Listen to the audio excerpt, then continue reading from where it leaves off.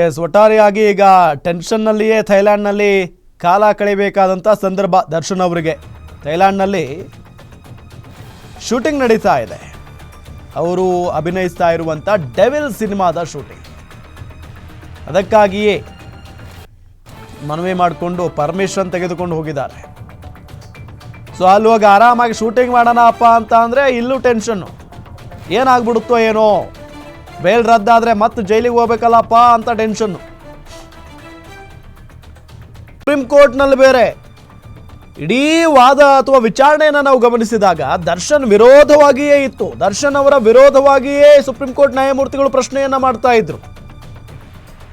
ಅಂದ್ರೆ ಒಂದಿಷ್ಟು ವಿಚಾರಗಳನ್ನ ಅವರವರ ವಕೀಲರ ಹತ್ರ ತೆಗೆದುಕೊಳ್ತಾ ಇದ್ರು. ವಿರೋಧ ಅಂತ ಅಂದ್ರೆ ಅವರು ವಿರೋಧನೇ ಅಲ್ಲ, ಒಂದಿಷ್ಟು ವಿರೋಧಿ ಪ್ರಶ್ನೆಗಳನ್ನ ಮಾಡ್ತಾ ಇದ್ರು. ಯಾಕೆ ದರ್ಶನ್ ಅವರ ಬೇಲ್ ಕ್ಯಾನ್ಸಲ್ ಮಾಡಬಾರ್ದು ನಾವು ಅಂತ ಹೇಳಿ ಪ್ರಶ್ನೆ ಮಾಡ್ತಾರೆ.